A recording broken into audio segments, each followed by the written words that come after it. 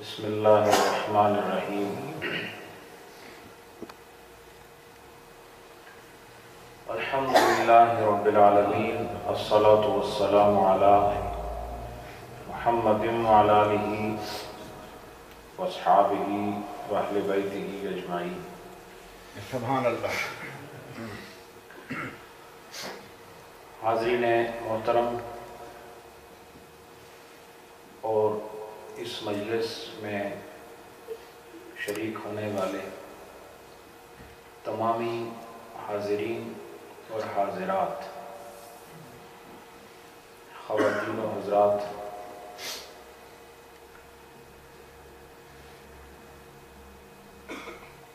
آپ سب اور ہم کتنے خوش بخت ہیں اور کتنے بلند بخت ہیں کہ رب العالمین نے اپنے پیارے حبیب کی آمد کے مہینے کو بطور مسرت محسوس کرنے کے لیے ہمیں زندگی کا ایک اور سال عطا فرمایا۔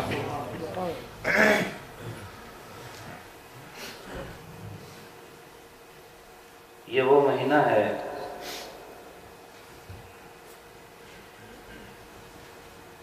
جسے ربیع الاول کہتے ہیں۔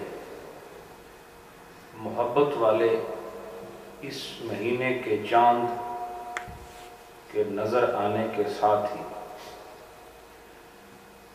ایک دوسرے کو مبارکباد پیش کرتے ہیں اور کہتے ہیں کہ جشن میلاد مصطفیٰ مبارک۔ وہ کون لوگ ہیں کہ جن کی زبانوں کو، جن کے دلوں کو اور جن کے سینوں کو اور جن کے قلم اور تحریر کو اللہ نے اپنے حبیب کی تعریف کے لیے چن لیا ہے؟ یہ وہ لوگ ہیں جسے سنی کہا جاتا ہے۔ ہر سال میں مسلمان جو نبی پاک سے محبت کا دعویٰ کرتے ہیں گو کہ عمل میں کمزور ہوتے ہیں، لیکن اللہ کی اس سب سے بڑی نعمت کو اپنے شکرانے کے لباس میں ملبوس لفظوں سے اللہ کی بارگاہ میں ہدیہ تشکر پیش کرتے ہیں کہ اللہ ہم تیرا شکر ادا کرتے ہیں کہ ساری کائنات میں وہ امت جسے تو نے اپنے نبی کی امت بنایا، تو نے اس امت میں ہمارا انتخاب کیا۔ ہم تیرا شکر ادا کرتے ہیں کہ تو نے ہمیں امت محمدی میں بنایا، اور دوسرا شکر یہ ادا کرتے ہیں کہ تو نے اپنے نبی کو اس مہینے میں دنیا پہ مبعوث فرمایا۔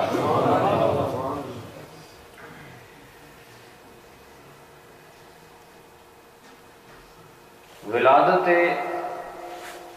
نبی محترم صلی اللہ علیہ وسلم یہ عام واقعہ ہوتا تو ہم اسے نظر انداز کر دیتے ہیں، لیکن ہماری زندگی کی ہر نعمت اس دن سے جڑی ہے جس دن میں رسول آئے ہیں۔ ہم اس دن کو فراموش نہیں کر سکتے جس دن نے پچھلی کالی راتوں کو دن میں تبدیل کر دیا، اور ہم اس نوع بشر میں بشریت کی معراج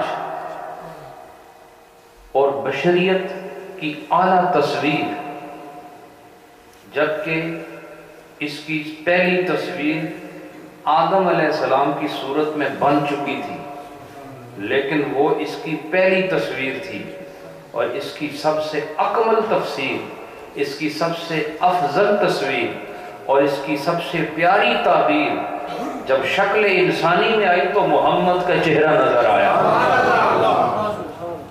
تو جس انسان سے انسانیت شروع ہوئی وہ بھی نبی ہے، جہاں سے نوع بشر وجود میں آئی وہ بھی بشر ہیں اور وہ نبی ہیں، اور نوع بشر میں جس پر نبوت ختم کرنی ہے وہ بھی بشر ہیں، لیکن بشریت کا پہلا چہرہ نبوت ہے، بشریت کا آخری چہرہ نبوت بھی ہے، محبت بھی ہے۔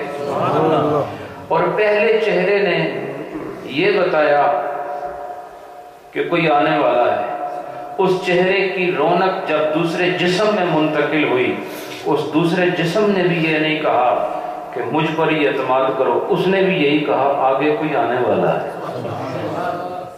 یہ آدم سے شیش اور شیش سے نوح اور نوح سے درجہ بدرجہ ہوتے ہوئے جناب عیسیٰ علیہ السلام تک ہر ایک نے اللہ کا نبی ہونے کا دعویٰ کیا، لیکن یہ نہیں کہا کہ بات مجھ پر ختم ہو رہی ہے، ہر ایک نے یہی کہا کہ بات اسی پر ختم ہوگی جس پر بات شروع ہوئی ہے، جس سے تخلیق کی ابتدا ہوئی ہے، ہر فضیلت کی انتہا بھی اسی پر ہونے والی ہے۔ تو جس فضیلت کا اقرار نبی کر گئے، جس فضیلت کا اقرار رسول کر گئے، جس فضیلت کا اقرار جبرائیل کر گئے، جس فضیلت کا اقرار صحابہ کر گئے، وہ فضیلت ہمیں جس دن میسر آئی، سنیوں نے اس دن کو فراموش نہیں کیا، اسے سینے کے اندر بسا لیا، اور یہی ہماری پہچان ہے۔ ہماری پہچان جلسہ و جلوس کرنا نہیں ہے، یہ ایک جزوی پہچان ہے۔ ہماری بنیادی پہچان جو شروع سے اب تک آ رہی ہے، صدیق اکبر سے لے کر امام اعلیٰ حضرت فاضل بریلوی تک، اور ان سے لے کر آج تک کے اہل حق علماء اور مشائخ تک، ہمارے اندر جو صفت متحد اور ایک رہی ہے، جو ہماری پہچان ہے، وہ ہے محبت مصطفیٰ۔ اس کے رنگ بدلتے گئے، اس کا ڈھنگ بدلتا گیا، لیکن محبت جو نفس سے کمال ہے، جو عین خصوصیت ہے، یہ سب کے اندر رہی۔ زمانہ بدلتا رہا، محبت کے انداز بدلتے رہے، سنت تبدیل نہیں ہوئی، محبت کے مظہر بدلتے رہے۔ وہ کہتے ہیں انہوں نے میلاد نہیں کیا، وہ زمانہ میلاد کا تھا ہی نہیں، وہ دور اس کا نہیں تھا، جیسے تمہارا لباس اب وہ نہیں جو ان کا تھا، اور تمہارے بوٹ بھی وہ نہیں جو ان کے تھے، اور تمہارے گھر بھی وہ نہیں جو ان کے تھے، اور تمہاری خوراک بھی وہ نہیں جو ان کی تھی۔ ایسے ہی محبت انہوں نے بھی کی، محبت تم نے بھی کی ہے۔ انہوں نے جانیں کٹا کے بتایا ہم محبت کرتے ہیں، تم میرا میلاد کر کے کہتے ہو ہم محبت کرتے ہیں۔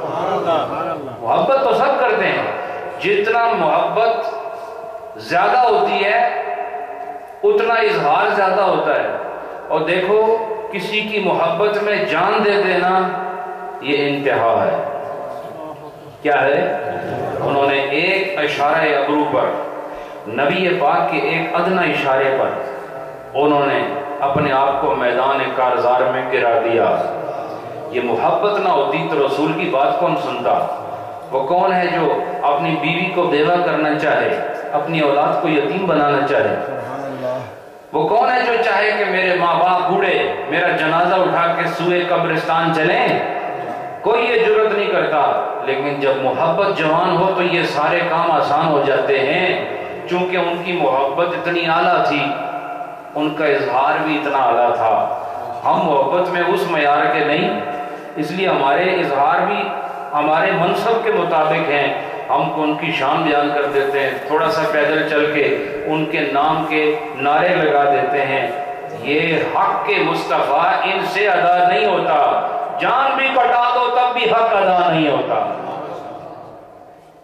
حق نہیں ادا ہو سکتا۔ لیکن یہ تو معلوم ہو سکتا ہے نا کہ یہ وہ لوگ ہیں جو حضور سے محبت کرتے ہیں، پہچان تو نہیں چھوڑنی نا۔ اس لیے میلاد مصطفیٰ صلی اللہ علیہ وسلم عام چیز نہیں۔ جب یہ عام نہیں تو پھر جس مہینے میں یہ واقعہ رونما ہوا وہ مہینہ بھی عام نہیں، اور اس مہینے کی جس تاریخ میں یہ واقعہ ہوا وہ تاریخ بھی عام نہیں، اور جس دن میں یہ کام ہوا وہ دن بھی عام نہیں، کیونکہ جو اس میں آیا ہے وہ عام نہیں، وہ خاص میں خاص بلکہ اخص الخواص ہے۔ ساری خصوصیات کے سرے پر اگر کوئی نظر آتا ہے، ساری فضیلتوں کے سرے پر اگر کوئی نظر آتا ہے، نبوت کی اگر ہمیں کہیں معراج نظر آتی ہے تو وہ صرف جناب محمد الرسول اللہ صلی اللہ علیہ وسلم کی ذات بابرکات ہے۔ یہ آپ لوگوں کے لیے فرحت اور خوشی کا باعث ہے کہ آپ کو اللہ نے اس مہینے کی سعادتیں اللہ کے شکرانے کے طور پر منانے کے لیے عطا فرمائی۔ ہم شکر کرتے ہیں۔ میلاد کیا ہے؟ میلاد یہ ہے کہ ہم شکر کرتے ہیں اللہ تیرا کہ تو نے ہمیں اپنا محبوب اس مہینے میں عطا فرمایا۔ بس یہ میلاد ہے۔ باقی اگر کوئی جلسہ نہیں کرتا تو یہ واجب نہیں ہے، یہ فرض نہیں ہے۔ اگر کوئی لنگر پکا کے تقسیم نہیں کرتا تو یہ واجب نہیں ہے، یہ فرض نہیں، کوئی بات نہیں۔ اور اگر کوئی اس دن میں مارچ نہیں کرتا، وہ باہر نہیں نکلتا روڈ پہ، تو کوئی بات نہیں، یہ فرض اور واجب نہیں، لیکن یہ فرض اور واجب ہے کہ ان کی محبت موجود رہے۔ یہ نہ رہی تو پھر آپ کا میلاد کچھ نہیں۔ یہ اللہ کی بارگاہ میں یہ شکر ادا کرنا کہ اللہ تو نے ہمیں اپنا محبوب عطا فرمایا ہے، اس کا مطلب ہے آپ کو ولادت رسول پر خوشی ہوئی، تو جب آپ کو ان کی ولادت پر خوشی ہوئی، اس خوشی کو نعمت سمجھو۔ جب یہ نعمت ہے تو ہر نعمت پر شکر واجب ہے، اور ساری نعمتوں پر شکر واجب ہے، لیکن جس ایک نعمت سے ساری نعمتیں آئی ہیں اس کا شکر سب سے زیادہ واجب ہے۔ اور سنی اس دن میں یا جلسے میں میلاد میں در حقیقت خدا کا شکر ادا کر رہے ہوتے ہیں۔ تو یہ کتنا خوبصورت شکر ہے کہ 100 200 400 500 10,000 20,000 آدمی 1,00,000 آدمی سڑکوں پر نکل کر اللہ کا شکر ادا کر رہے ہوں کہ تو نے اپنا محبوب عطا فرمایا۔ پتہ تو لگے نا کوئی دنیا میں آیا ہے، پتہ کیسے چلے گا؟ جب باہر نکلو گے، یہاں کسی کو آٹا نہ ملے تو جلوس، پیٹرول مہنگا ہو جائے تو جلوس، اور کسی کو اگر اپنی سیٹ نہ ملے تو جلوس، جلسہ۔ کیوں؟ کہ دنیا کو بتانا چاہتے ہیں۔ یہ جلوس کیوں نکالتے ہیں؟ جلوس اپنے لیے نہیں ہوتا ہے، جلوس دوسروں کے لیے ہوتا ہے، دوسروں کو بتانا ہوتا ہے۔ کیا؟ یہ کہ ہمارا یہ مطالبہ اس کو پورا کرو، پھر دنیا باقی جان لیتی ہے کہ یہ کوئی بات ہے، باقی جان لیتی ہے۔ تو ہمیں تو یہ فکر نہیں ہے کہ حضور آئے یا نہیں آئے، ہمیں تو پتہ ہے حضور آئے ہیں۔ باہر نکلو تاکہ ساری کائنات کو پتہ چلے کہ یہ وہ لوگ ہیں جنہوں نے ہمیں یہ بتانا ہے کہ اس دن میں خدا کا محبوب آیا۔ خیر دوسرے تک پہنچانی ہے کہ نہیں؟ دوسرے تک خیر پہنچانا ضروری ہے، اور یہی سنیت ہے۔ باقی جو اس کو نہیں کرتا لیکن جائز سمجھتا ہے، اس سے ہمارا کوئی جھگڑا نہیں۔ جو نہ کرے لیکن جائز سمجھے، نہ کرے، جیسے لوگ نماز کو بھی جائز تو سمجھتے ہیں لیکن پڑھتے کوئی نہیں۔ اب یہ تو نہیں کہہ سکتے کافر ہو گیا۔ اب جو میلاد کو جائز سمجھتا ہے اور آتا نہیں اس میں، تب بھی وہ سنی ہے، اس لیے کہ اس کا ایمان تو ہے نا کہ یہ جائز ہے۔ تو کوئی کرے یا نہ کرے اس پر اعتراض نہیں، ہاں لیکن خوشی محسوس کرنا اس حیثیت میں کہ خدا نے آپ کو اپنا محبوب عطا کیا ہے، یہ بہرحال ضروری نہیں، یہ فرض ہے۔ ٹھیک ہے؟ اللہ آپ سب کو خوش رکھے۔ اب انشاءاللہ ہماری ہر محفل کا عنوان دیکھتے ہیں کتنا چلتا ہے۔ پچھلی بار قربان صاحب کو یاد ہوگا کتنے مہینے یہ چلا، لیکن کئی مہینوں تک ہماری محفلیں ساتھی وہ بتاتے رہے اور اپنے عزیزوں کے لیے دعائیں کراتے رہے، لیکن ہر محفل کا عنوان میلاد مصطفیٰ ہوتا تھا، اور ہر محفل کا عنوان یہی ہوتا تھا، لیکن اس میں بیان مسائل کا ہی ہوتا ہے۔ یہ بھی میلاد ہے، کہ میلاد کا جلسہ ہو اور جس کا میلاد منا رہے ہو اس کی لائی ہوئی شریعت کو بیان کرو. بہرحال اللہ آپ سب کو خوش رکھے. حضور کی سیرت ہی ہے جو میں بیان کر رہا ہوں. یہ جو بیان ہو رہا ہے یہ سمجھو آقا کی سیرت ہے. تو یہ نہ سمجھے ہم نماز کے مسائل دس ہیں. نماز کے مسائل کا مطلب یہ ہے نماز ایسے پڑھو جیسے پڑھنے کا حق ہے. اور وہ کیسے پتہ چلے گا؟ وہ شریعت سے، اور شریعت حضور کی سیرت ہے. اس لیے جب مسائل بیان ہو تو سمجھ لو، جب مسائل بیان ہو تو سمجھ لو کہ کیا ہو رہا ہے؟ بولو، حضور کی سیرت بیان ہوگی. کیا؟ روشی پڑھو.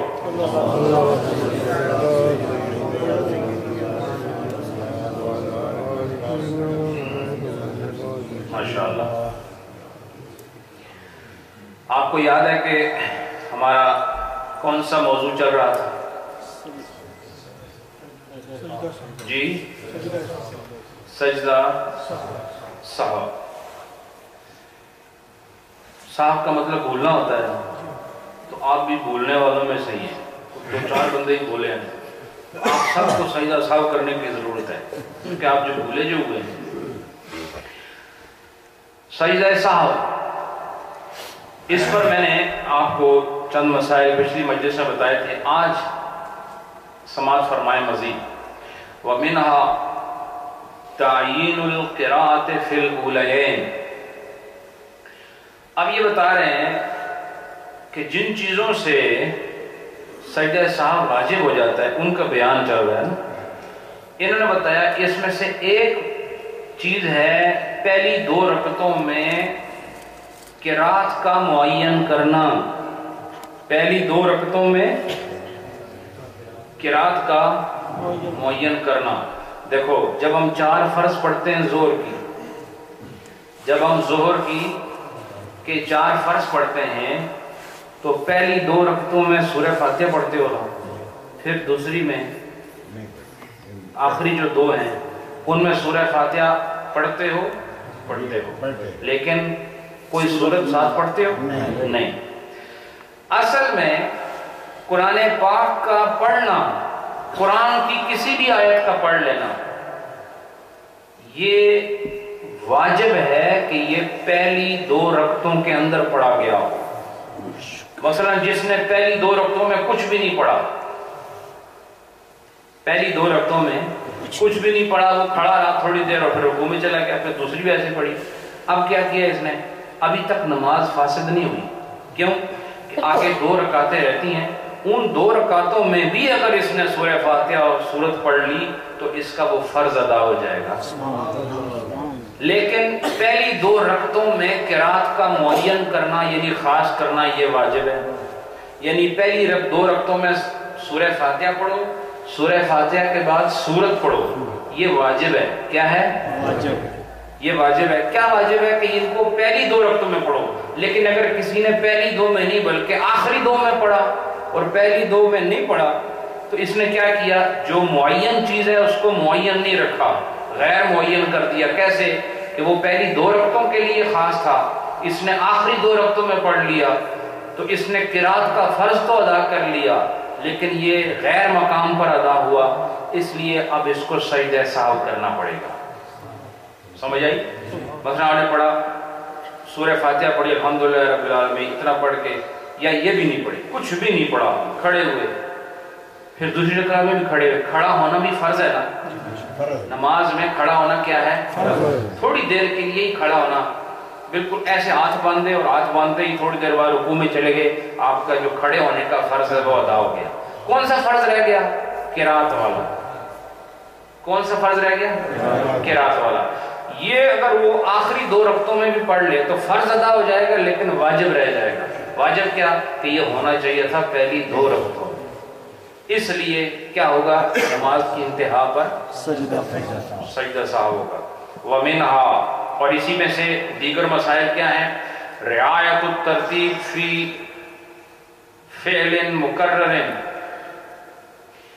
وہ فعل نماز میں وہ کام جو 2 بار ہوتا ہے، وہ کام جو نماز میں 2 بار ہوتا ہے اس کی ترتیب کا خیال رکھنا. اس کی ترتیب کا اب سنو آگے کس طرح فلو ترکا. اب سجدہ نماز میں ایک رکعت میں کتنی بار ہوتا ہے؟ بولو نا.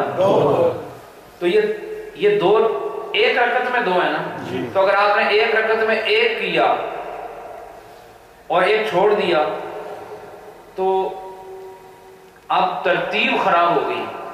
چونکہ ترتیب یہ ہے کہ ایک کے بعد دوسرا ہو. بات سمجھ رہے ہو کہ نہیں؟ مثال سنو. فلو ترکا سجدۃ من رکعۃ. اگر ایک رکعت سے کوئی ایک سجدہ چھوڑ دیا فتذکرھا فی آخر الصلاۃ. پھر اس کو یاد آیا نماز کے آخر میں.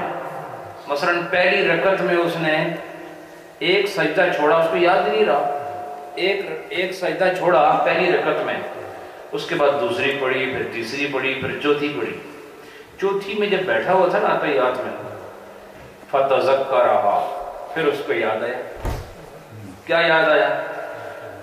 فی آخر الصلاۃ, نماز کے آخر میں. تو پھر کیا کرے؟ وسجدھا, پھر وہ اس وقت سجدہ اس نے اگر کر لیا, کیا وہ ایک سجدہ جو پہلی رکعت میں رہ گیا تھا. ایک رکعت میں کتنے سجدے ہوتے ہیں؟ دو. اس نے ایک ہی سجدہ کیا اور پھر یاد کب آیا؟ نماز کے آخر میں. تو آخر میں جب اتحیات بیٹھا ہو اس وقت وہ ایک سجدہ کرے, اور وہ سجدہ کرنے کے بعد پھر بیٹھے, پھر بیٹھ کر وہ کیا کرے؟ وہ سلام اور سلام پڑھ کے پھر فرمایا وسجد للسہو لترک الترتیب فیہ, کیونکہ اس نے ترتیب کو ترک کر دیا اس لیے اس کے بعد وہ پھر ایک طرف سلام پھیر کے پھر دو سجدہ سہو کرے گا. اس طرح اس کی نماز ٹھیک ہو جائے گی. سبحان اللہ. بات قابل غور ہے کہ نہیں؟ کہ آپ سے سجدہ رہ جائے تو آخر میں کر لو, بیٹھے بیٹھے کر لو. کوئی دیکھنے والا کہے گا اس کو ہوا کیا ہے, یہ کوئی نئی نماز پڑھ رہا ہے, اس کو پتہ نہیں کہ یہی اصل نماز پڑھ رہا ہے, کیونکہ علم نہیں نا. تو یہ چیزیں سیکھنے والی ہیں. سیکھو گے تو عمل کرو گے تو کامیابی سامنے نظر آئے. پھر فرمایا وَلَيْسَ عَلَيْهِ إِعَادَةُ مَا قَبْلَهَا, اور جو کچھ اس سے پہلے اس نے پڑھ لیا اس کو دوبارہ پڑھنے کی ضرورت نہیں, صرف وہ ایک سجدہ ہی کرے گا. ٹھیک ہے, سارا مڑ دوران دی لوڑ نہیں ہے. سبحان اللہ نہیں آتا, بڑے فائدے دی گل سے. اس کے بعد فرمایا ما قبل ولو قدم الرکوع علی القراءۃ. اب یہ کہتے ہیں کسی آدمی نے اللہ اکبر کیا اللہ اکبر, اللہ اکبر کے بعد کھڑا ہوتا ہے نا آدمی, تو کھڑے ہونے کے بعد اس نے تلاوت کی نہیں اور وہ سیدھا رکوع میں, کدھر؟ رکوع میں چلا گیا. لزمہ السجود, تو پھر اس کو سجدہ سہو کرنا پڑے گا. لیکن لا یعتد بالرکوع فیفرض اعادتہ بعد القراءۃ. کہا لیکن جو اس نے پہلے رکوع کر لیا نا قرات سے پہلے, یہ شمار نہیں ہوگا. اس کو دوبارہ قرات کرے, یعنی واپس آ کے قرات کرے, قرات کر کے پھر رکوع کرے. ٹھیک ہے, رکوع کرے اور اس طرح کرنے کے بعد پھر آخر میں سجدہ سہو کرے تو اس کی نماز ہو جائے گی. بات سمجھ آئی گی؟ اس کے بعد آگے چلیے منہا, اور انہی مسائل میں سے مزید تعدیل الارکان وہو الثمانیۃ فی الرکوع والسجود, اور کہتے ہیں اسی میں سے پھر جو ایک واجب حکم ہے وہ ہے تعدیل ارکان. تعدیل ارکان کا مطلب یہ ہے کہ رکوع اور سجود کے اندر اطمینان حاصل کرنا. اطمینان کا مطلب یہ نہیں کہ بستر لے کے سہ جانا, اطمینان کا مطلب ہے کہ ٹھہر کے ادا کرنا. کئی لوگوں کے سجدے دیکھے ہوں گے آپ نے, جلدی دے نمازاں. رکوع کیسے کرتے ہیں, یہ تھوڑا سا ایسے گیا اور ایسے لگتا ہے اسپرنگ ٹوٹ گیا, پھر ایک دم کھڑا ہو جاتا ہے, اور کھڑے ہو کے تو پھر فوراً سجدے میں چلا جاتا ہے. کیسا آ گیا ہے. اور پھر کیا ہوتا ہے, سجدہ ایک کیا, سجدہ ابھی اس کی ناک بیچاری زمین پر آئی ہی نہیں تھی, بمشکل اس کا ماتھا زمین سے لگا, اس کو خیال آیا یہ میں نے کیا کر دیا, فوراً سر اٹھا دیا اور پھر فوراً دوسرا سجدہ کر لیا. یہ تعدیل ارکان واجب ہے. کیا ہے یہ؟ تعدیل کا مطلب ہوتا ہے کسی شے کو عدل فراہم کرنا، کسی شے کو عدل فراہم. تو سجدے کو عدل فراہم کرنا کیا ہے کہ اس سجدہ جب زمین پر سر لگ جائے تو سر لگا رہے تھوڑی دیر، اطمینان ہو جائے. اطمینان یہ کہ یہ لگا ٹھہر گیا، جب یہ ٹھہر گیا تو اطمینان ہو گیا. ٹھہرنے کا مطلب کیا کہ اس کے بعد جوڑ نہ ہلیں، آپ کے جو جوائنٹس ہیں نا وہ وہیں ساکت ہو جائیں، یعنی پتہ چلے کہ یہ اب اطمینان میں ہے. دیکھو یہ جو میز ہے نا یہ سب اطمینان کی کیفیت، ہر وقت جتنی دیر ادھر اطمینان اسے ویلے ختم ہونا جدو کوئی نو ہل جل ہوئے گی. تو ایسے ہی جب رکوع میں جاؤ ایک دفعہ جا کے بالکل وہاں جامد ہو جاؤ، ساکت ہو جاؤ، کھڑے ہو جاؤ، بالکل وہاں رک جاؤ، اور پھر سبحان ربی العظیم پڑھو. ہمارے یہاں سبحان ربی العظیم اسی وقت شروع کر دیتے جب اوپر سے نیچے آتے ہوتے، اور رستے بھی تھی آدھی سبحان ربی العظیم. پھر جو آخری سبحان ربی العظیم ہے وہ کھڑے ہونے والے ہوتی ہے، جبکہ یہ ہونی کب چاہیے؟ جیسے ہی رکوع میں پہنچو تب شروع کرو، اور رکوع ختم ہونے کے پہلے پہلے تیسری تسبیح بھی وہیں ختم کرو. سمع اللہ لمن حمدہ جب کہو اس وقت کھڑے ہونا شروع کرو. سمجھ آئی کہ نہیں؟ یہ ہے اطمینان. تو اب یہ کہتے ہیں وقت اختلاف فی وجوب السجود، کہا کہ اس میں اختلاف ہے کہ جو آدمی تعدیل ارکان نہ کرے کیا اس پر سجدہ سہو واجب ہے کہ نہیں. تو وہ یہ اختلاف کیوں ہے؟ اختلاف اس بات پر ہے کہ اس میں بھی اختلاف ہے کہ تعدیل الارکان واجب ہے یا سنت ہے. لیکن ہمارا جو مذہب ہے یہاں پر لکھا ہوا ہے، یہاں پر لکھا ہوا ہے وہ کیا کہ ہمارا جو مذہب ہے اہل سنت والجماعت میں جو اکثریت حنفیوں کا مذہب ہے وہ یہ ہے کہ تعدیل ارکان یعنی رکوع کے اندر اطمینان کرنا اور سجدوں کے اندر اطمینان کرنا، مکمل ادا کرنا، یہ سنت نہیں ہے بلکہ واجب ہے.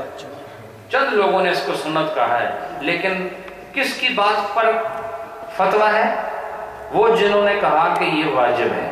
تو لہٰذا جس نے رکوع ایسے کیا کہ بالکل تھوڑا سا جھک کے فوراً کھڑا ہو گیا اور سجدہ ایسے کیا کہ ابھی ماتھا لگا ہی تھا تو پھر اٹھا دیا، تو فرمایا کہ اس آدمی کو سجدہ سہو کرنا پڑے گا. ٹھیک ہے، بات سمجھ آئی؟ ایسے پریشان بیٹھے ہو، بات سمجھ آئی کہ نہیں؟ اس کے بعد فرمایا ومنہا، پھر ایک اور مسئلہ القعدۃ الاولی، پھر اس واجبات میں سے ایک واجب ہے پہلا قعدہ. پہلا قعدہ کیا ہوتا ہے؟ کیا ہوتا ہے؟ 2 رکعت پڑھ کے، یعنی 4 رکعت میں جب 2 رکعتیں ختم کر کے بیٹھتے ہو. قعدہ کہتے ہیں بیٹھنے کو. کسے کہتے ہیں؟ بیٹھنے کو. 4 رکعتوں میں کتنی بار بیٹھتے ہو؟ 1 دفعہ 2 بار. یہ تو پھر چوتھی رکعت تک کھلو بھی ہاں جی کتنی بار بیٹھتے ہو؟ 4 رکعت 2 بار. تو جو پہلا بیٹھنا ہے اس کو بولتے ہیں قعدہ اولا. اولا کا مطلب پہلا. اور جو دوسرا ہے یا قعدہ الثانیہ یا آخرہ یا اخیرہ، ٹھیک ہے نا. تو پہلا جو قعدہ ہے یہ واجب ہے، فرض نہیں. آخری قعدہ فرض ہے لیکن پہلا قعدہ کیا ہے؟ واجب ہے. اور واجب رہ جائے تو پھر کیا کرنا پڑتا ہے؟ سجدہ سہو کرنا پڑتا ہے. تو مثال کے طور پر اگر آپ 4 رکعت نماز پڑھ رہے تھے اور دوسری رکعت پہ بیٹھنا تھا، واجب تھا نا تحیات میں بیٹھنا، تو آپ نہیں بیٹھے اور آپ کھڑے ہو گئے تیسری کے لیے. تو تیسری کے لیے جو کھڑے ہوئے تو پھر کیا کرنا ہے؟ تو فرمایا کہ اب یہ میں مسئلہ بتا رہا ہوں. القعدۃ الاولی حتی لو ترکہا، کہ جو سجدہ قعدہ اولا ہے پہلا بیٹھنا 2 رکعتوں کے بعد یہ واجب ہے. لو ترکہا، اگر اس نے اسے چھوڑ دیا، یجب علیہ السہو، اس آدمی پر سجدہ سہو واجب ہو جائے گا. کیا ہوگا؟ اچھا اب سنو، اگر آپ نے یہ چھوڑا جان بوجھ کر تب یہ مسئلہ نہیں، یہ سہو کی بات ہو رہی ہے، بھول کی. اگر بھول کے چھوڑا تب سجدہ سہو ہے، جان بوجھ کے چھوڑا تو نماز دوبارہ دہرانی ہے. سبحان اللہ. یہ بات میں کو پہلے درس میں بتا چکا ہوں. اب سنو، یہ پہلی بار جو بیٹھنا ہے 2 رکعتوں کے بعد، یہ صرف بیٹھنا واجب ہے. کیا؟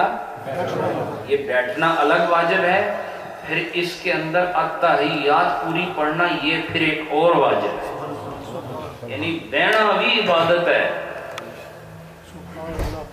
صرف پڑھنا پڑھانا عبادت نہیں. اللہ کے لیے بیٹھنا بھی عبادت ہے، اللہ کے لیے کھڑا رہنا بھی عبادت ہے، اور کبھی طواف میں چلو تو خدا کے لیے چلنا بھی عبادت ہے. بیچ میں کلمات اللہ کے اذکار کرنا پڑھنا یہ پھر ان کے الگ احکام ہیں. کچھ اذکار واجب ہیں، کچھ اذکار فرض ہیں، کچھ اذکار سنت ہیں، کچھ اذکار مستحب ہیں. بات سمجھ آئی گی؟ نماز کے بعد آیت الکرسی پڑھنا کیا ہے؟ سنت ہے. بولو نا، فرض نماز کے بعد. آپ کو پتہ ہے نا آیت الکرسی کی فضیلت معلوم ہے کہ جو شخص اپنے فرض نماز کے بعد ساری زندگی، شرط کیا ہے؟ ساری زندگی جو فرض نماز کے بعد آیت الکرسی پڑھتا رہے، مرتے ساتھ ہی وہ اپنا مقام جنت میں دیکھ لیتا. یہ فضیلت ہے. اب یہ کیا ہے؟ سنت ہے. ٹھیک ہے. اور پھر آپ جب طواف کرو، طواف میں ہر طواف کے چکر پر ایک دعا ہے، مستحبات میں سے ہے، مستحب ہے. کرو گے تو ٹھیک، نہیں کرو تو طواف ہو جائے گا. ٹھیک ہے. اسی طرح نماز میں قیام کے اندر کچھ نہ کچھ پڑھنا یہ سنت نہیں، یہ واجب نہیں، یہ فرض ہے. قرات کیا ہے؟ فرض ہے. بولو نا، قرات کیا ہے؟ فرض. اب مستحب کی مثال ہو گئی، فرض کی مثال ہو گئی، اور اسی طرح واجب کی مثال رہتی وہ ہے التحیات للہ پڑھنا.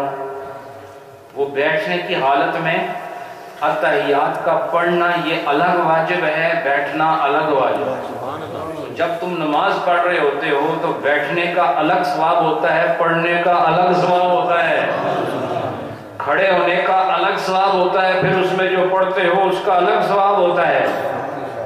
یعنی خدا کی کرم نوازی دیکھو، ایک نماز میں ہی خدا کی اتنی نعمتیں ہیں. میں قسم کھا کے کہتا ہوں کہ اگر انسان بحالت ایمان اپنی نمازوں کو پورا کر لے تو نبی پاک کا وہ قول جو قیامت کے لیے ہے کہ جس کی نماز مکمل ہوگی اس کا سارا حساب آسان ہو جائے گا، وہ اسی لیے سمجھ آتا ہے کہ یہ خدا کے ذکر سے شروع ہو کے خدا کے ذکر پہ ختم ہوتی ہے.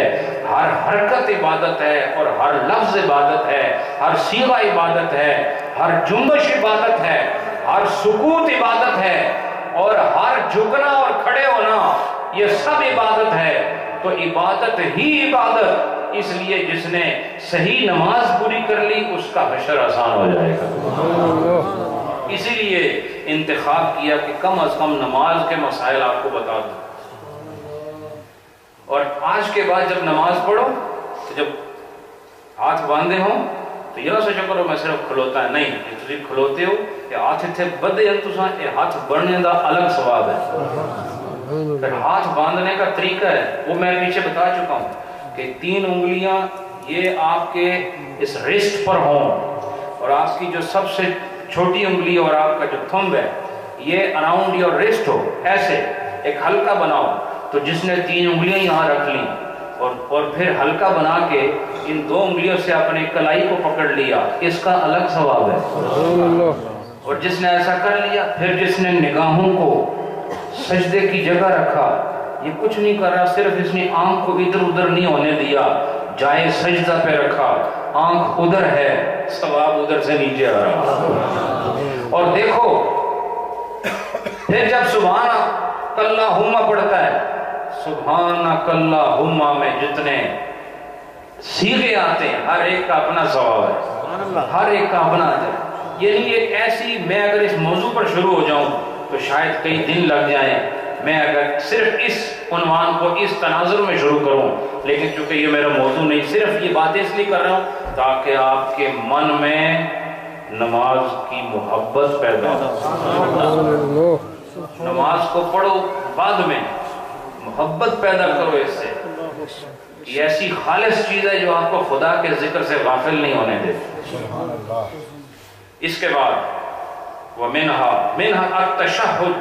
وہ کیا ہے تشہد؟ تشہد کہتے ہیں شہادت دینے کو. عربی زبان میں یہ تفاعل کے وزن پر ہے. اس کا معنی ہے گواہی دینا.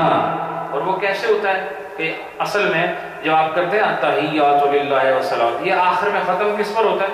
اشہد ان لا الہ بولو نا الا اللہ واشہد ان محمد عبدہ ورسولہ. تو آخر میں آپ دو شہادتیں دیتے ہیں. کیا دو شہادتیں دیتے ہیں؟ کہ میں یہ گواہی دیتا ہوں کہ اللہ کے سوا کوئی معبود نہیں. اشہد ان لا الہ الا اللہ، اللہ کے سوا کوئی معبود نہیں. واشہد ان، اور یہ میں یہ شہادت دیتا ہوں کہ محمد صلی اللہ علیہ وسلم اس کے عبد ہیں، عبدہ اس کے بندے ہیں، ورسول اور اس کے رسول بھی ہیں. اس کے بندے بھی ہیں، اس کے رسول بھی ہیں. اور اگر اللہ صرف یہاں تک عبارت رکھ دیتا نا اپنے نبی کی زبان سے کہ اشہد ان لا الہ الا اللہ واشہد ان محمد عبدہ، تو یہ جملہ مکمل ہے. جملہ تامہ ہے عربی زبان میں، پورا مکمل جملہ ہے. عبدہ، میں اس بات کی گواہی دیتا ہوں، اس بات کی گواہی دیتا ہوں کہ محمد اللہ کے رسول، اللہ کے بندے ہیں.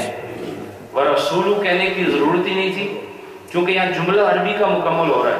تو یہ بتا دیا عربی کی گرامر چھوڑو، عربی کے جملے چھوڑو، یہ صرف و نحو کی دقیق عبارتیں چھوڑو.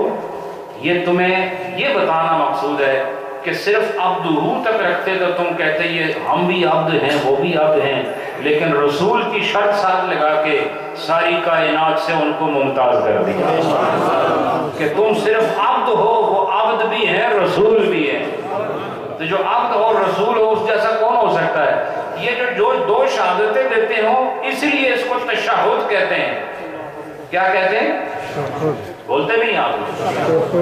تشہد کیا ہے؟ التحیات سے لے کر عبدہ و رسولہ تک پڑھنا یہ پھر واجب ہے، یہ ایک الگ واجب ہے. تو فرمایا فَإِذَا تَرَكَهُ فِي الْقَعْدَةِ الْأُولَى أَوِ الْأَخِيرَةِ، اگر کسی آدمی نے پہلے قعدے میں یا آخری قعدے میں اس کو چھوڑ دیا. پہلا قعدہ 2 رکعتوں کے بعد بیٹھتے ہو، التحیات پڑھتے ہو، یا وہاں چھوڑ دیا اور پھر 4 کے بعد پھر بیٹھتے ہو، یا وہاں چھوڑ دیا، جدھر بھی چھوڑ دیا، وجب علیہ سجود سہو، اس آدمی پر سجدہ سہو واجب ہو جائے گا. ٹھیک ہے. اب مسئلہ یہ کہ ایک چیز اور ذہن میں رکھنا کہ 2 رکعت کے بعد جو التحیات چھوٹ جائے، ایک دفعہ چھوٹ گئی، پھر 4 کے بعد بھی چھوٹ گئی، اتنے تجھے ستے سو کہ کتنی بار چھوٹی؟ 2 بار. تو 2 بار کے لیے بھی سجدہ سہو ایک بار ہی ہوگا. یعنی سجدہ سہو میں کتنے سجدے ہوتے ہیں؟ 2 ہوتے ہیں نا. تو یہ جتنے بھی واجب رہ جائیں پیچھے نماز میں، لیکن شرط یہ کہ بھولے سے ہوں، ان کے انتہا پر سجدہ سہو بس وہ ایک ہی بار ہوتا ہے. اس کو 2 بار یا جتنے واجب چھوٹے ہیں اتنی بار نہیں کرنا. یہ بھی اللہ کی مہربانی ہے کہ جیسے ایک توبہ سے سارے گناہ معاف ہو سکتے ہیں، ایک سجدہ سہو سے پچھلے سارے واجب جو بھولے سے رہ گئے ان کی معافی بھی مل سکتی ہے. ٹھیک ہے. آگے چلو. وَقَضَى إِذَا تَرَكَ بَعْدَهُ، اور یہ کہتے ہیں کہ یہی مسئلہ ہے کہ اگر اس نے التحیات میں سے کچھ تھوڑا بہت چھوڑ دیا حصہ، تب بھی یہی حکم ہے، کیونکہ یہ پورا واجب ہے نا. یہ تو نہیں کہ آدھا پڑھ کے تو آدھا چھوڑ دو، یعنی پورا واجب ہے التحیات سے لے کر بولو نا عبدہ و رسولہ تک. تو اگر کسی نے پڑھ تو لیا وَعَلَىٰ عِبَادِ اللَّهِ الصَّالِحِينَ تک، یہاں تک پڑھ کے پھر اللہم صلی اللہ شروع کر دیا، تو اب کیا اس نے چھوڑ دیا نا آخری حصہ، اب بھی سجدہ سہو واجب. کل چھوڑو تب بھی واجب ہے، نصف چھوڑو تب بھی واجب ہے، بعض چھوڑو تب بھی واجب ہے. یہی ہوتا ہے عربی زبان میں، یہی حساب ہوتا ہے، یا کل ہوتا ہے یا نصف ہوتا ہے یا بعض ہوتا ہے. یعنی کسی چیز کو تقسیم کرنے کا یہی خوبصورت ایک پیمانہ ہے. یا کوئی چیز کل ہوگی یا جز ہوگی یا نصف ہوگی. تو فرمایا جز رہ جائے تب بھی یہی مسئلہ ہے، کل رہ جائے تب بھی یہی مسئلہ ہے، نصف رہ جائے تب بھی یہی مسئلہ ہے.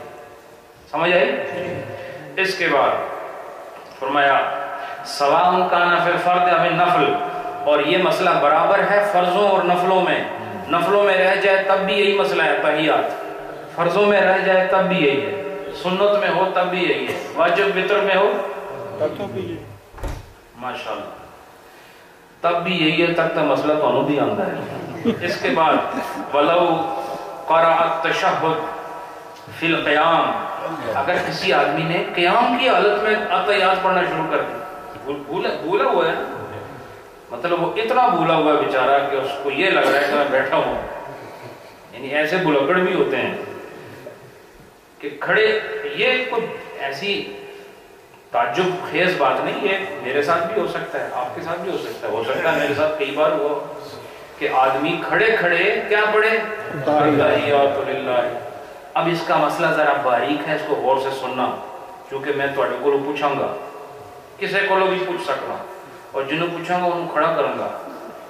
غور سے سننا ٹھیک ہے. صرف جڑے کرسی تھے انہوں نے کھڑے کرنے کی لوڑ نہیں، ویسے ہی کھڑے ہیں، کوئی مسئلہ نہیں. پر اب سنو مسئلہ سنو. وَلَوْ قَرَأَ التَّشَهُّدَ فِي الْقِيَامِ، اگر کسی آدمی نے کھڑے ہونے کی حالت میں اتحیات پڑھ لیا، ان کانا فی الرکعۃ الاولی، اگر تو یہ پہلی رکعت میں ہوا ہے. کون سی رکعت میں؟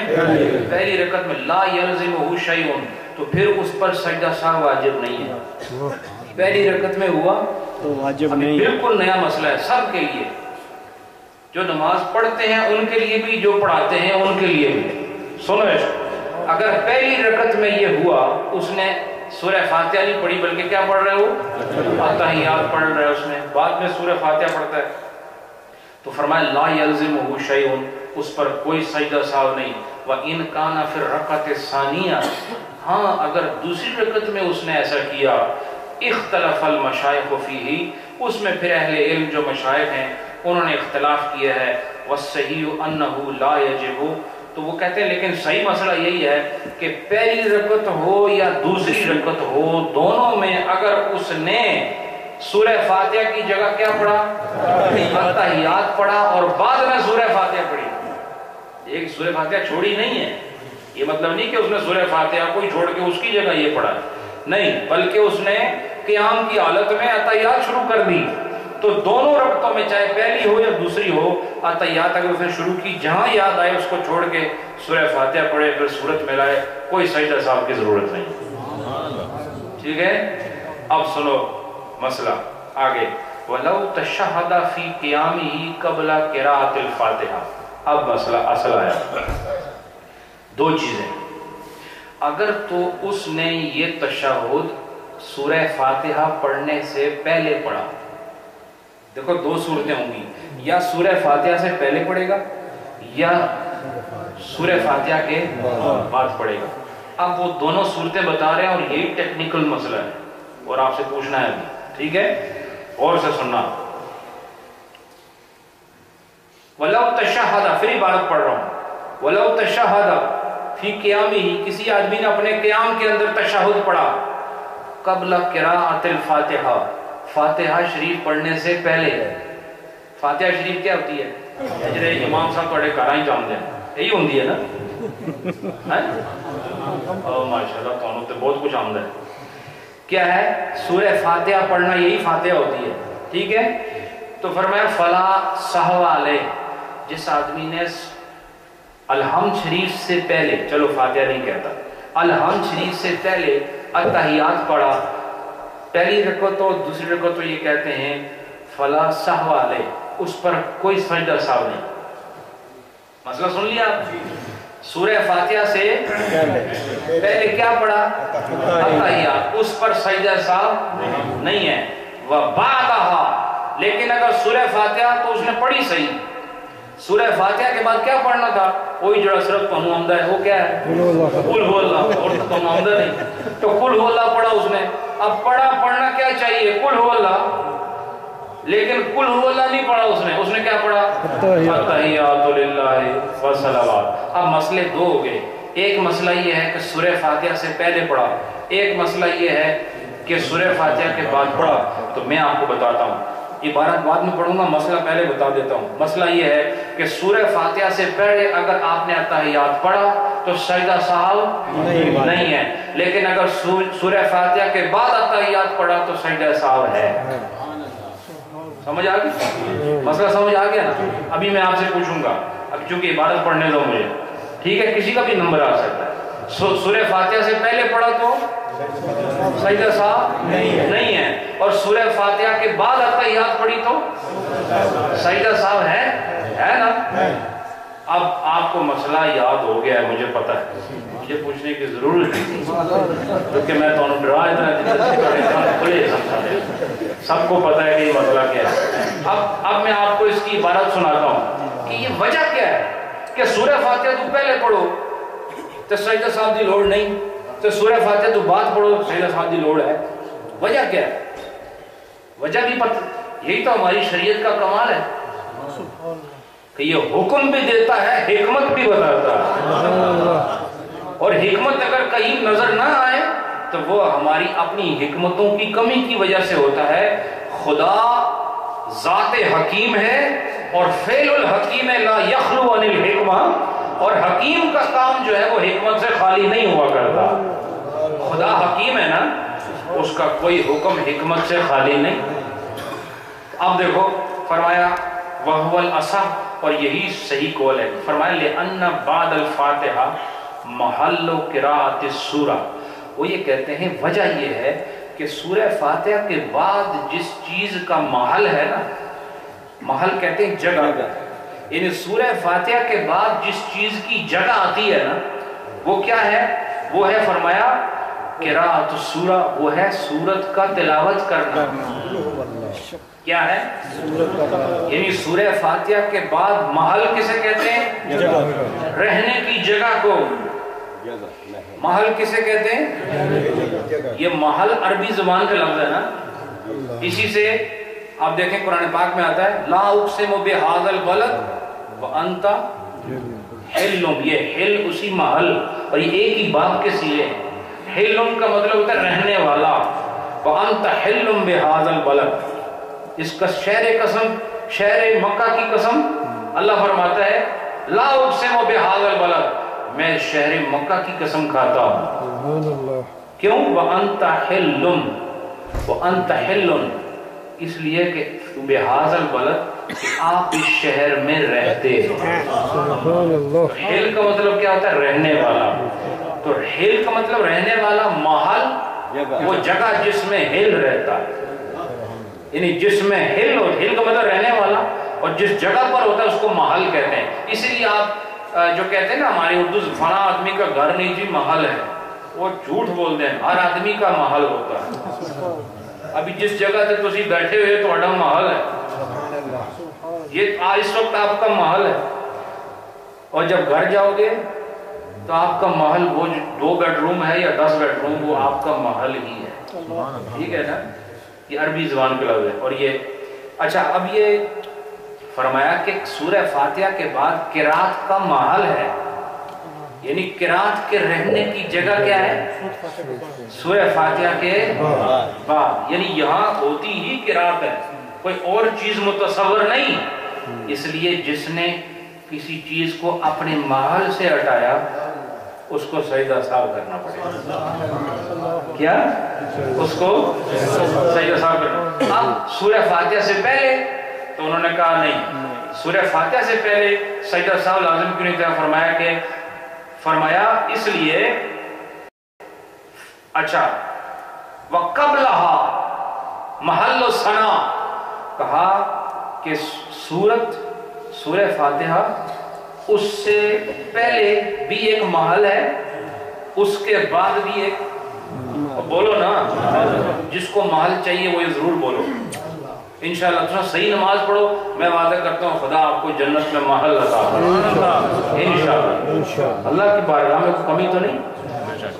سورہ فاتحہ سے پہلے ایک محل ہے، سورہ فاتحہ کے بعد ایک محل ہے۔ سورہ فاتحہ کے بعد محل کس چیز کا بتا دیا؟ سورہ فاتحہ کے بعد کس چیز کا محل ہے؟ قرات کا۔ کس کا؟ اور سورہ فاتحہ سے پہلے محل ہے خدا کی ثنا کا۔ کیا؟ سبحانک اللہم، خدا کی ثنا ہے نا، اس کو ثنا کہتے ہیں نا۔ یعنی جب آپ نماز کی کتاب میں پڑھتے ہو سبحانک اللہم کے اوپر ٹائٹل کیا ہوتا ہے؟ ثنا لکھا ہوتا ہے. ثنا کا مطلب کیا؟ کسی کی شان بیان کرنا. تو سبحانک اللہم وبحمدک وتبارک اسمک وتعالی جدک ولا الہ غیرک، یہ سب خدا کی ثنا ہے. کیا ہے؟ کیا ہے؟ تو سورہ فاتحہ سے پہلے جو محل ہے وہ کس چیز کا ہے؟ ثنا کا ہے. اور سورہ فاتحہ کے بعد محل کس چیز کا ہے؟ قرات کا ہے. تو جب سورہ فاتحہ کے بعد اس نے ثنا کو رکھ دیا، چونکہ التحیات کیا ہے؟ خدا کی ثنا ہے. التحیات للہ والصلوات والطیبات، یہ سب خدا کی ثنا ہے. تو یہ ثنا کی جگہ نہیں تھی، یہ تلاوت کی جگہ تھی. اور سورہ فاتحہ سے پہلے ثنا کی جگہ تھی، وہاں اس نے ثنا ہی پڑھی، لہذا سیدہ صاحب نے بات سمجھ آئی؟ اس لیے یہ مسئلہ آج آپ کو بتا رہا ہوں کہ ثنا، نفس ثنا میں التحیات اور نفس ثنا میں سبحانک اللہم یہ برابر ہیں. کیوں کہ دونوں میں ایک چیز مشترک ہے، وہ خدا کی ثنا ہے. تو جس نے سورہ فاتحہ سے پہلے التحیات پڑھ لیا اس نے خدا کی ثنا کر لی، اس لیے اس پر سجدہ صاحب نہیں ہے. جس نے سورہ فاتحہ کے بعد پڑھا اس نے اپنے محل پر چیز کو رہنے نہیں دیا، لہذا اس کو 2 سجدے ایکسٹرا کرنے. بتاؤ آج آپ کے سامنے جو یہ حکمت بیان ہوئی ہے، بتاؤ اس کا کوئی مول رکھ سکتا ہے؟ بتاؤ کوئی یہ خزانہ جو آپ کو مل رہا ہے اس کی کوئی قیمت ادا کر سکتا ہے؟ نہیں. کہ دیکھو سورہ فاتحہ سے پہلے جو محل ہے وہ خدا کی تعریف کا ہے، اور سورہ فاتحہ کے بعد جو محل ہے وہ قرآن پاک کی تلاوت کا ہے. تو سورہ فاتحہ سے پہلے جس نے التحیات پڑھی اس کو سجدہ صاحب کرنا ہے؟ نہیں. اور جس نے بعد میں پڑھی اس کو کرنا ہے. آپ کو مسئلہ بھی بتا دیا، مسئلے کا سبب بھی بتا دیا. ماشاءاللہ. اچھا اب آگے سنو. وَلَوْ تَشَّهَدَ فِي الْأُخْرَيَيْنِ لَا يَلْزِمُهُ السَّهْوُ. اچھا ایک مسئلہ اور ہے. فرمایا کہ اگر کسی نے آخری 2 رکعتوں میں اس نے التحیات پڑھی، اب سورہ فاتحہ سے پہلے پڑھی بعد میں پڑھی جدھر مرضی پڑھی، آخری رکعتوں کا نصاب اور حساب مختلف ہے. اس میں اس کو آخر میں کوئی سجدہ سہو کرنے کی ضرورت نہیں. مثلا آپ نے 2 رکعتیں پڑھی، اس کے بعد بیٹھے تیسری رکعت کے لیے کھڑے ہوئے، اس میں آپ نے پڑھی التحیات للہ، یا آپ نے پڑھا الحمدللہ رب العالمین ولا الضالین آمین، اس کے بعد التحیات للہ، پھر تو ہم یاد آیا وہ میں سوتے ہیں جاؤ رکوع ہی جانا ہے. اب آپ نے کیا کرنا ہے؟ آخر میں سجدہ سہو کرنا ہے؟ نہیں کرنا ہے. آخری 2 رکعتوں میں اگر آپ نے التحیات پڑھی تو نہیں کرنا ہے، اور پہلی 2 میں پڑھی تو پھر بتا دیا. ٹھیک ہے ماشاءاللہ. اب آگے سنو. وَإِذَا فَرِغَ مِنَ التَّشَهُدِ وَإِذَا فَرِغَ مِنَ التَّشَهُدِ وَقَرَأَ الْفَاتِحَةَ سَهْوًا فَلَا سَهْوَ عَلَيْهِ. اچھا کسی آدمی نے التحیات تو پڑھ لی، کیا التحیات پڑھ لی، نماز ختم کر رہا ہے. التحیات کو کہاں پر ختم ہوتی ہے؟ عبدہ ورسولہ. ادھر پڑھنے کے بعد وہ پڑھتا ہے الحمدللہ رب العالمین الرحمن الرحیم. نہیں یہ ادھر مسئلہ ہوتا ہے. اب وہ بجائے تشہد کے بعد کچھ اور پڑھنے کی کیا پڑھ رہا ہے؟ الحمد شریف پڑھ رہا ہے. لیکن پڑھ کیسے رہا ہے؟ بھول سے. کس طرح؟ بھول سے پڑھ رہا ہے. تو فرمایا فلا سہو علیہ، اس پر کوئی سجدہ سہو نہیں. ٹھیک ہے، جدھر یاد آیا فوراً دروشی پڑھے اور نماز مکمل کرے. وَإِذَا قَرَأَ الْفَاتِحَةَ مَكَانَ التَّشَهُدِ. اگر جس آدمی نے تشہد پڑھا ہی نہیں اور تشہد کی جگہ کیا پڑھا؟ الحمدللہ رب العالمین الرحمن الرحیم ولا الضالین آمین پڑھ گیا. ولا الضالین آمین تو بعد اس طرح انگلی کھڑی کی اس نے، تو پتہ تو نہیں ہوتا جب آدمی بولتا ہے تو سب ہی کچھ بولتا ہے، اور پھر اس نے دروشی شروع کر دیا، دروشی شروع کر کے سلام پھیر دیا. تو فرمایا کہ نہیں، ایسا نہیں ہوگا. جس نے تشہد کی جگہ سورہ فاتحہ پڑھی اس کو سجدہ سہو کرنا پڑے گا. کیا؟ تشہد کے بعد پڑھی بھولے سے پھر نہیں کرنا پڑے گا، کیونکہ تشہد پڑھنا واجب ہے نا. تو اب اس نے تشہد پڑھ لیا پھر سورہ فاتحہ پڑھتا ہے تو کوئی بات نہیں. کیوں کہ اس نے اصل واجب پورا کر لیا، وہ کیا ہے؟ اتحیات کا پڑھنا. اور جس نے اتحیات پڑھی نہیں اس کی جگہ کیا پڑھا؟ نہیں، سورہ فاتحہ پڑھی. کیا پڑھا؟ سورہ فاتحہ پڑھی، تو اس کو سجدہ صاحب کرنا پڑے گا. ٹھیک ہے. وَكَذَلِكَ إِذَا قَرَأَ الْفَاتِحَةَ ثُمَّ التَّشَهُدَ كَانَ عَلَيْهِ سَاهُ. اور کسی آدمی نے پہلے سورہ فاتحہ پڑھی، پھر اس کو یاد آیا کہ یہ فاتحہ کی جگہ نہیں تھی، ادھر اتحیات پڑھنی تھی، پھر اس نے اتحیات بھی پڑھ دی، تو اس سے گزارا نہیں ہوگا، اس کو پھر سجدہ سہو بھی کرنا پڑے گا. ٹھیک ہے. قضا رویہ عن ابی حنیفہ رحمہ اللہ فی الواقعات الناطفیہ. کہا کہ اسی طرح روایت ہے امام اعظم ابو حنیفہ سے. یہ جو مسئلہ آپ کو بتایا ہے یہ امام اعظم سے اسی طرح روایت ہے. اچھا، پھر وہ وذکر ہناک، اور وہاں ذکر یہ ہوا ہے اذا بدأ فی موضع التشہد بالقراءہ، کہ جس آدمی نے تشہد کے مقام پر تلاوت شروع کر دی. مثلا تشہد کا مقام کون سا ہوتا ہے؟ جب آپ بیٹھے ہوتے ہو تو وہاں کیا پڑھنا ہوتا ہے؟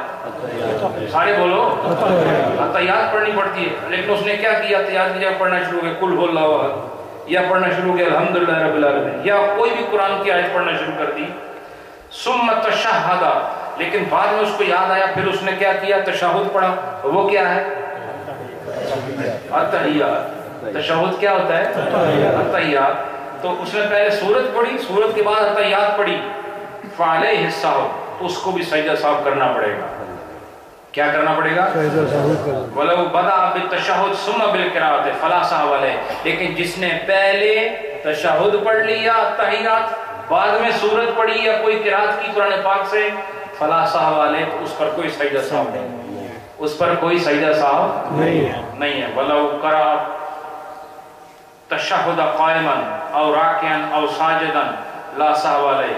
اور اسی طرح فرماتے ہیں کہ جس آدمی نے قیام کی حالت میں یا رکوع میں تھا، سبحان ربی العظیم کی جگہ اس نے کیا پڑھا؟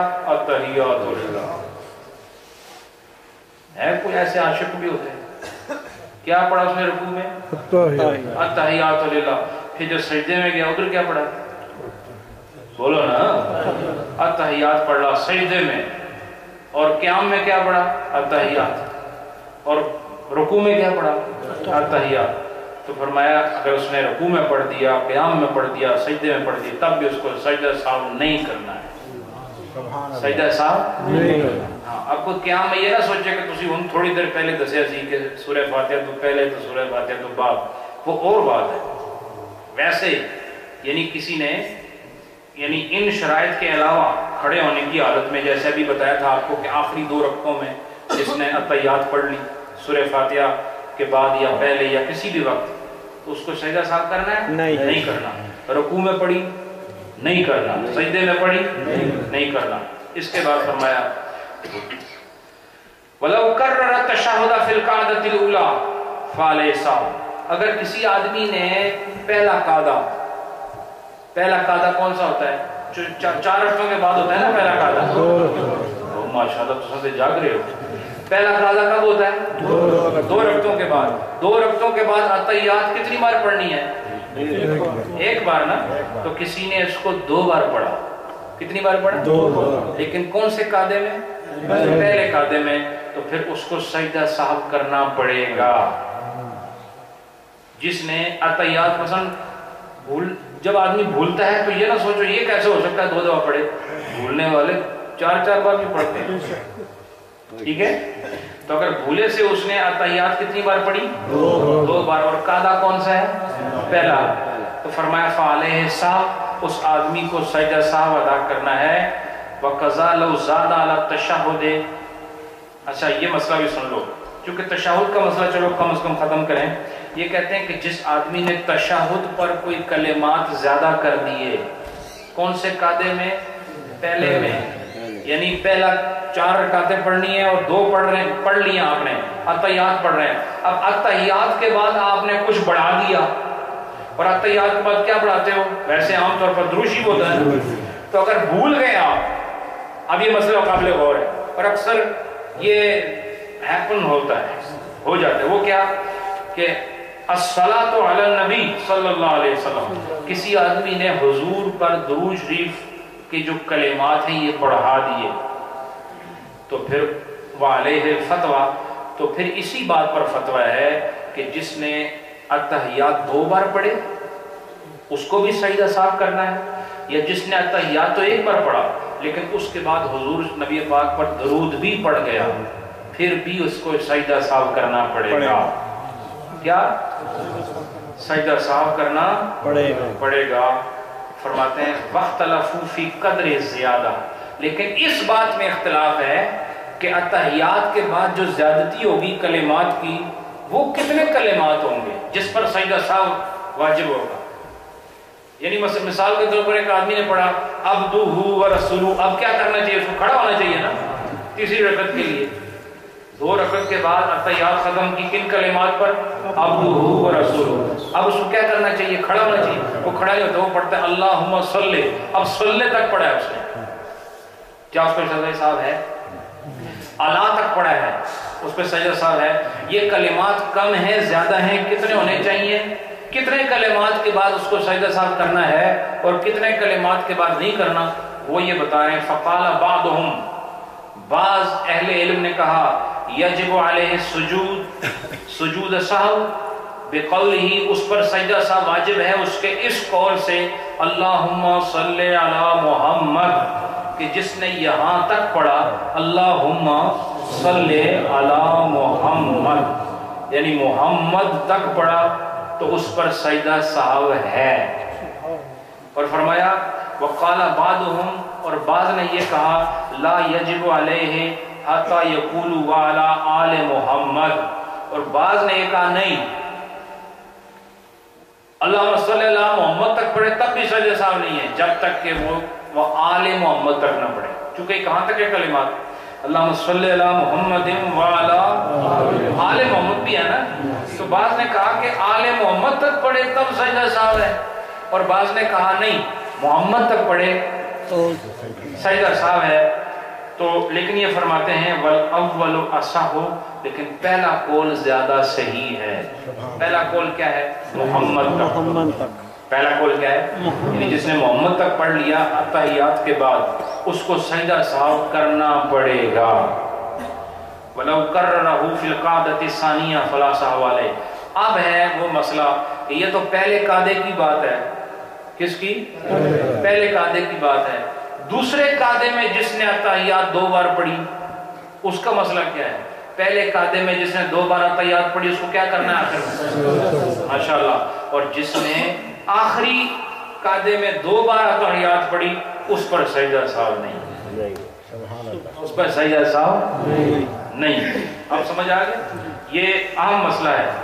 اور پھر ہم وَإِذَا نَسِيَ قِرَاءَةَ التَّشَهُدِ، اگر آدمی تشہد پر پڑھنا بھول گیا حتی سلم، یہاں تک کہ سلام بھی پھیر دیا اور تشہد یاد اس کو نہیں تھا کہ میں نے تشہد پڑھا ہے کہ نہیں، ثم تذکر، ادھر سلام پھیرا ادھر یاد آیا، دیکھو ادھر سلام پھیرا ہے ادھر کیا یاد آیا کہ میں نے التحیات تو پڑھی نہیں، عادہ وہ سلام اس نے بے شک پھیرا ہے، عادہ و تشہد والے صاحب فی قول ابی حنیفہ و ابی یوسف رحمہم اللہ تعالی، یہ کہتے ہیں امام ابو یوسف اور امام اعظم ابو حنیفہ کے نزدیک مسئلہ یہ ہے کہ وہ اس سلام سے ہی واپس لوٹ آئے، چاہے دوسرا سلام ہو تب بھی لوٹ آئے، وہ واپس لوٹ آئے، واپس لوٹ کر تشہد پڑھے، کیا کرے؟ تشہد پڑھ کے پھر وہ سجدہ سہو کرے، اور سجدہ سہو کر کے پھر نارمل طریقے سے سلام کرے جیسے ہوتا ہے، اس کی نماز ہو جائے۔ سبحان اللہ۔ سمجھ آئی کہ نہیں یہ مسئلہ؟ یہ بھی بڑا اہم مسئلہ ہے۔ بعض لوگ ہمارے سلام پھیرنے کے بعد وہ کہتے ہیں نہیں خراب ہو گئے، نئے سرے شروع کر دیتے ہیں، ایسا نہیں کرنا چاہیے۔ کوشش کرنی چاہیے کہ مریض ٹھیک ہو جائے، مریض کو مارنے کی کوشش نہیں کرنی چاہیے، مریض کو ٹھیک کرنا چاہیے، اور وہ نماز اس کے اندر نقص آ جاتا ہے اس کو ختم نہ کرو، جب سجدہ صاحب سے اس کی تمام کمزوریاں ختم ہوتی ہیں تو سجدہ کرو، نئی سرے سے نماز شروع نہ کرو، کیونکہ آپ جو پوری نماز کامل پڑھتے ہو وہ بھی کامل کہاں ہوتی ہے؟ ناقص ہی ہوتی ہے۔ ہم سارے فرض پورے کر دیں واجب، پھر بھی یہ دعویٰ کر سکتے ہو کہ نہیں ہم بہت اچھی نماز پڑھ کے اٹھیں؟ نہیں نا. تو پھر جب یہ بات پکی ہے پوری نماز پڑھ کے بھی آدمی یہی کہتا ہے کہ میرے کیا تو میری نماز کیا، یہ تو ہماری الحمدللہ ہماری مٹی کے اندر یہ چیز موجود ہے کہ ہم اپنی عبادت پہ فخر نہیں کرتے. اور یہی کمال ہے مومن بندے کا کہ وہ سجدے میں رہے تب بھی عاجز رہتا ہے، قیام میں رہے تب بھی عاجز رہتا ہے، اپنی عبادت پر اعتماد نہیں کرتا، رب کے فضل پہ اعتماد کرتا. اب یہ آپ کو مسائل تو بہت زیادہ ہیں، لیکن یہ بھی ایک مسئلہ ہے کہ تھوڑا بہنا بھی ایک بہت بڑی حکمت ہے. تو جڑا تسی بہن دیو، میں چاہتا ہوں کہ یہ آپ کا ذوق اور شوق زندہ رہے. میں آپ کو صد آفرین کہتا ہوں. آفرین کا مطلب ہوتا ہے شاباش، صد آفرین کہ آپ لوگ اتنے شوق کے ساتھ اللہ کی بھیجی ہوئی شریعت، یہ مسائل جو کہ بظاہر انسان کو یعنی خشک مضمون ہے، مدرسوں میں بھی ہم نے پڑھا ہے، اور جب استاد پڑھاتے تھے ہم بھی ادھر ادھر مکھیاں ہی مارتے تھے، لیکن وہ ذوق شوق نہیں ہوتا تھا. آپ کے اندر خدا نے یہ صلاحیت رکھی کہ اس کی شریعت جو بھیجی ہے اس نے، آپ عوام الناس ہو کر اس ذوق اور شوق سے ان مسائل کو سن رہے ہو. آفرین ہو آپ پر. اور مجھے خوشی ہے کہ آج آپ نے یہ جو مسائل سیکھے ہیں، مجھے دعویٰ ہے کہ اس سے پہلے آپ نے بہت ساری باتیں ایسی جو آپ نے زندگی میں پہلی بار سنی ہیں اور آپ کو اس کا فائدہ ہوا ہے. اور ابھی تو یہ بات شروع ہوئی ہے، ابھی انشاءاللہ آگے چلتے رہو کہ کیسے کیسے مسائل ہیں یہاں جو آپ نے نہیں سنے، اور دلچسپی کے معاملات جو ہماری شریعت کے اندر موجود ہیں. انشاءاللہ ان پر کلمات کا صدور ہوتا رہے گا. انشاءاللہ یہیں پر اس کو ختم کرتے ہیں، اور یہ جڑا ہوا سلسلہ اگلی جمعرات کو یہیں سے واپس ٹوٹا ہوا سلسلہ یہیں سے جوڑیں گے. اور امید کرتا ہوں کہ آج جو مسائل سجدہ سہو کے متعلق آپ کو بیان ہوئے ہیں اس کا اکثر حصہ آپ کو یاد ہے. سارا تو نہیں کہتا لیکن اس کا اکثر حصہ آپ کو یاد ہے. اللہ خوش رکھے.